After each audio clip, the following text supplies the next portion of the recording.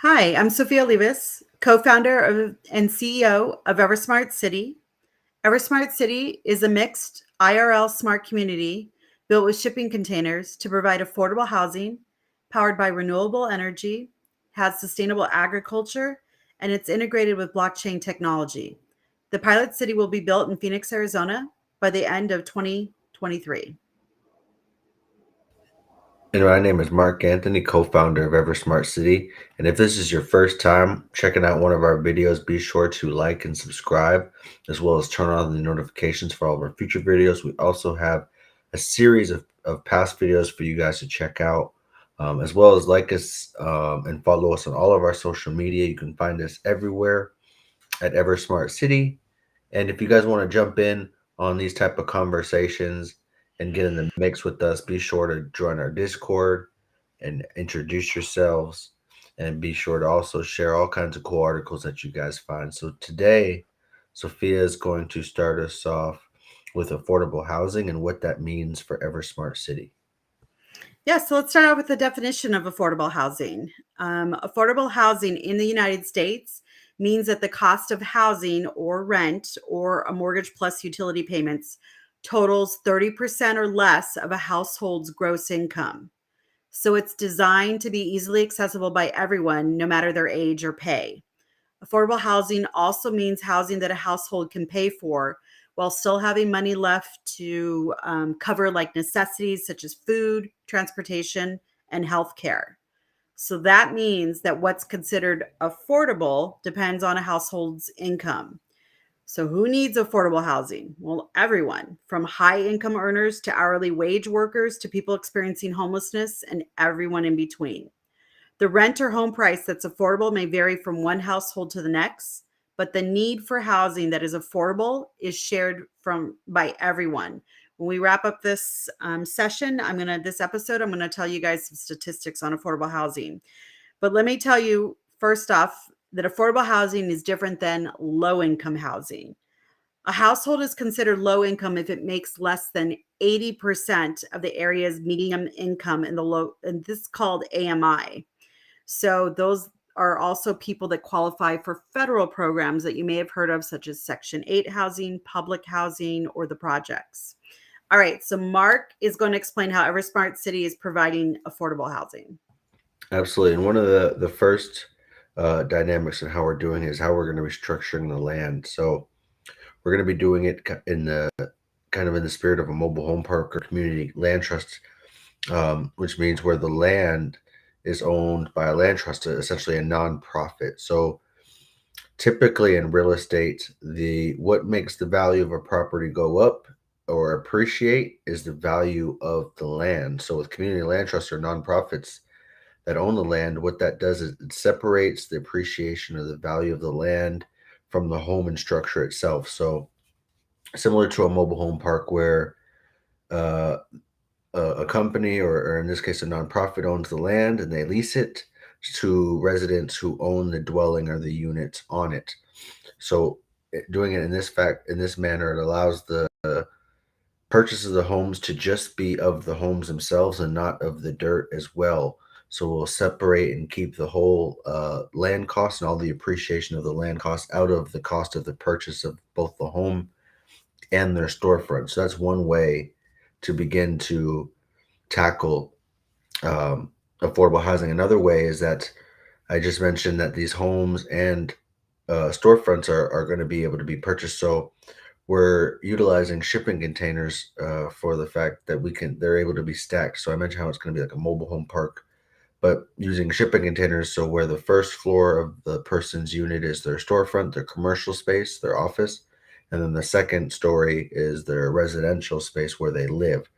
And what this does is, in terms of transportation, it lowers their need for transportation. They don't necessarily need a car to get to and from work or to and from their job because it's right underneath them. So without those car payments and those car expenses, gas, maintenance, and without car insurance, it can help save them a lot of money in transportation, and also allowing them to be a lot more affordable lifestyle. Our community is also going to be within accessible distance to public transportation city public transportation. And we're also going to be having electric car chargers for rapid car chargers in our community, because we're going to be providing electric vehicles for people to um, redeem some of their staking rewards or their credits to be able to use those vehicles to get around and run errands if they need to. Another thing that we're going to be able to provide is food. We'll have a three-story farmers market and community garden, so people will be able to grow their own food, as well as the community will be able to grow its own food to provide enough food for the community. And one way it can kind of help determine that is that our entire supply chain from seed to sale will be all recorded on a digital ledger, smart blockchain or a smart chain. And what this will help us do is start to understand what the consumer is buying and when they're buying, when these sales are happening, to now be able to know with that data what seeds to plant and when to plant to be able to supply that demand. Also, lowering excess costs on overconsumption or over crops.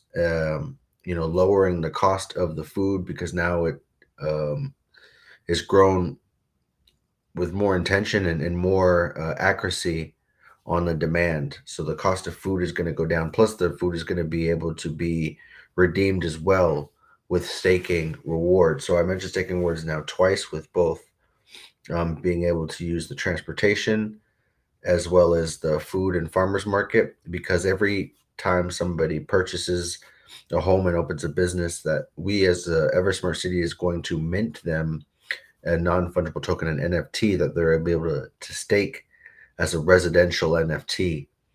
And that will allow them to earn staking rewards based off of some of the incentivization programs that we've workshopped together with Greenlight Solutions, which is some interns from Arizona State and some partner programs through the Sustainability School.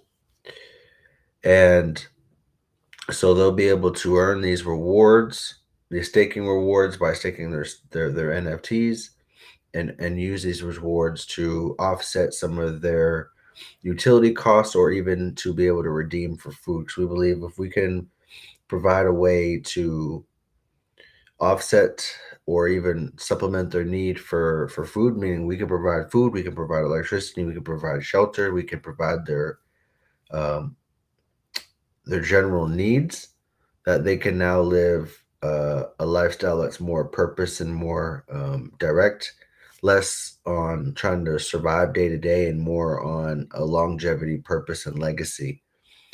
So with all those things working together in tandem, as well as the whole community being powered by renewable energy, and whatever excess energy that we store and don't use, that will be used for mining crypto, that to provide liquidity back to the market, um, so these people can redeem these taking rewards to even offset their living expenses in terms of their pad fees. All these things implemented together are designed to create a more affordable lifestyle. Pretty much the whole goal of this project was to find and create a way for people to offset all of their living expenses with just their lifestyle, to be able to have food, electricity, shelter, and water pretty much be provided for them at no cost, or being able to generate that cost passively to be able to offset the cost for them, making it a more affordable lifestyle in the end.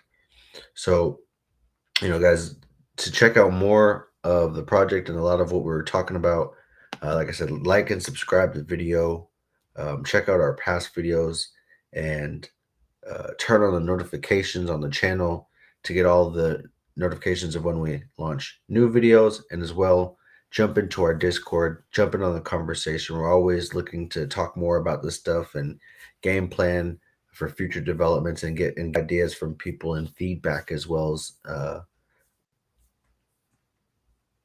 some insight. All right. So thank you so much for that, Mark. We're going to go over some statistics.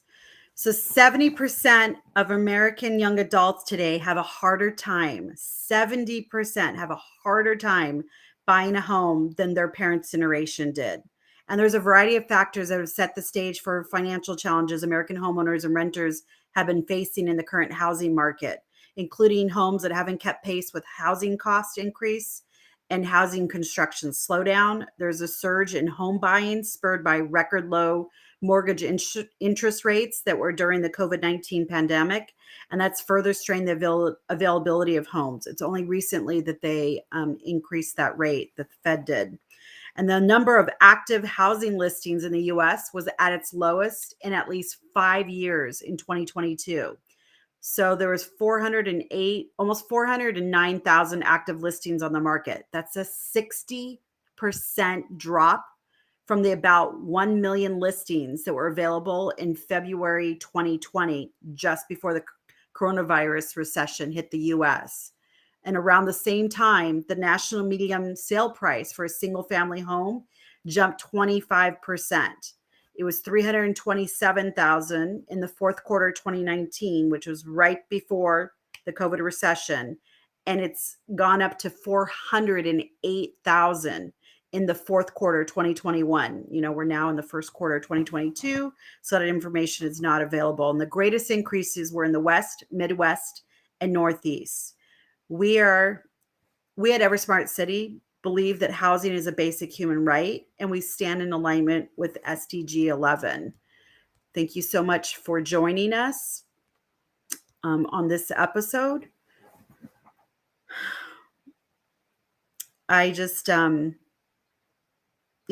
look forward to continuing the conversation with you guys in Discord. EverSmart City, where technology enhances the human experience.